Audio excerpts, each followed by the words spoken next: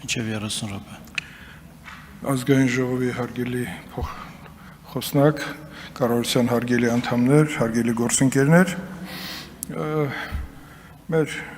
գործընկերները իրենց ելույթներում Տիկին Ավանեսյանը եւ Ծովինար Վարդանը անդադ հիշատակեցին, թե ուր անդիմությունը։ Ես կարծում եմ, որ մենք ըմբռնումով պետք է մոտենանք եւ ընդդիմադիր մեր քույրերը եւ եղբայրները զբաղված են շատ կարեւոր գործերով եւ մենք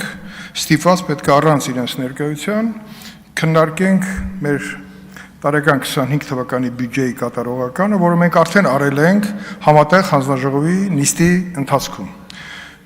Եվ այդ հարցը հենց համատեղ հանձնաժողովի նիստի ընթացքում առաջանում էր։ Այստեղ շատ կարևոր արձանագրումներ կան թվային, որտեղ իրենց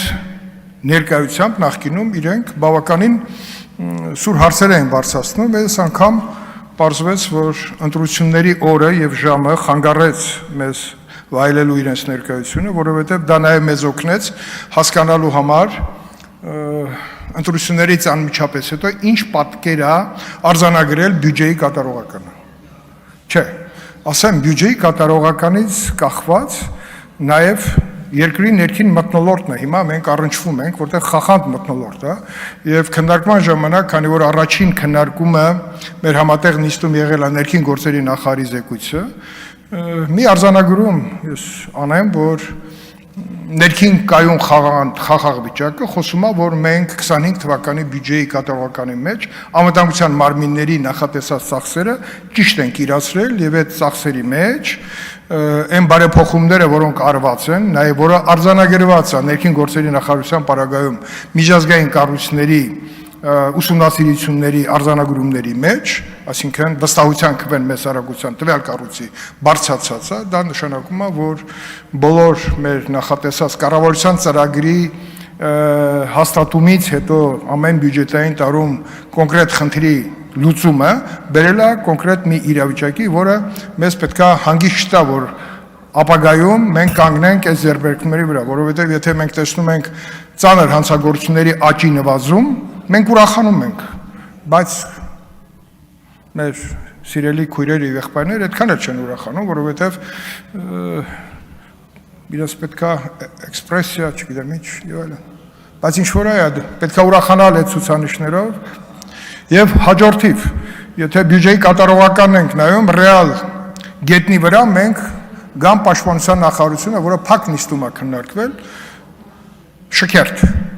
շքերթը դա կատարված աշխատանքի արձանագրումը։ Այդ շքերթի ընթացքում ցույց տրվեց, թե բյուջետային ծախսերը սպառազինության, նոր սպառազինության, բանակի կերպարանափոխման, համազգեստ, մեջի մարդ, կրթություն, աշխատավարձ, այդ ամբողջը միասին մի հատ առավոտյան մեզ բոլորիս հպարտության մի զգացումով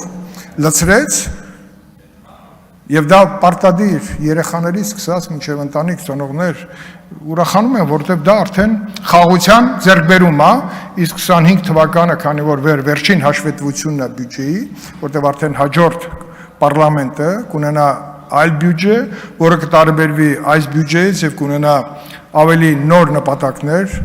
առաջ խաղացման նպատակներ եւ այդպես շարունակ։ Ասեմ ձեզ, որ հանձնաժողովի համատեղ նիստում լսվել է հատկապես փակ նիստում, ես թվեր չեմ ասի, որովհետև թվերի կարիքը չկան, բոլոր ուժային կառույցների հաշվետվությունը,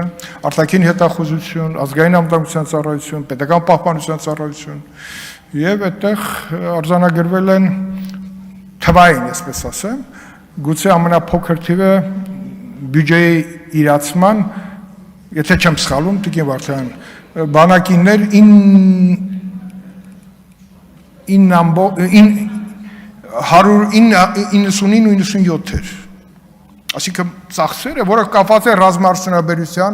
մեր ձեռքբերումներից որոշ ինչ-որ թերացման հետ, բայց ես անդրադառնամ ռազմաարդյունաբերությանը, որովհետև շքերթից հետո հաջորդ մեծ միջոցառումը, որ պարտավոր էինք եւ ներկայացրեցինք, դա ռազմաարդյունաբերության ոլորտի մեր նաեւ արձանագրումներն էին, որտեղ ցուցադրվեց Կարեն Դեմիրճյան մարզահամարգային համալիրում մեր ռազմաարդյունաբերության ձեռքբերումները եւ դա ոչ պակաս ոգևորող էր, որովհետև դա արդեն մեր արտադրածներ, մեր անվտանգային մարմինների համար, մեր զինված ուժերի համար, եւ ամենակարևոր արձանագրումը, որը ֆիքսվեց, որ մենք արդեն ունենք արտադրանք, որը նկատվել է եւ ցանկալի է իր որակական ցուցանիշներով, կան երկրներ, որոնք ցանկանում են դա ձեռք բերեն։ Եվ դա նաեւ այն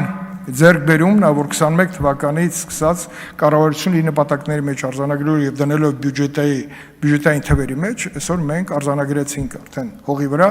նաեւ այդ ձեռքբերումը։ Ես չեմ խոսի ազգային անվտանգության ծառայության,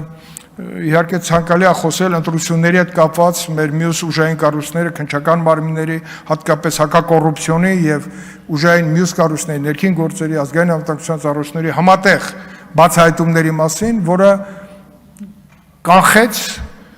մի մեքենայի գոյություն, որի մասին մենք մոռացել ենք։ Իշխանությունները նախկինում դա ձևավորել էին եւ մեզ թվում էր 18-ին մենք ստեղծում ենք արդար ընտրությունների օրենսդրական հիմք եւ նպատակ եւ մեկ էլ պարզվեց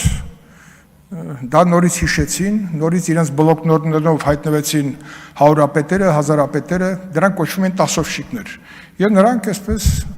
փողի նկատմամբ իրենց սերը չկարողացան զսպել եւ դա արձանագրվեց մեր ուժային կառույցների կողմից եւ դա դարձավ արդեն լուրջ պետության կողմից ոչնչացնելու հստակ նպատակ պետք է լինի, որովհետեւ հաջորդիվ մեր էլի նպատակը գերակա մնում է ժողովրդի կամքը չկորցնելը եւ այդ կամքով ստեղծված իշխանությունը, լեգիտիմությունը անշեղորեն մեր երկրի զարգացումը անընդհատ կբարձրացնի եւ այն նպատակները, որ կապված են խաղաղության հետ, իսկ դրանք էապես կապված են թե մենք երկրի ներսում ոնց ենք վերաբերվում երկրում արդարությանը եւ այդ արդարությանը հասնելու համար ինչ խնդիրներ պետք է լուծենք։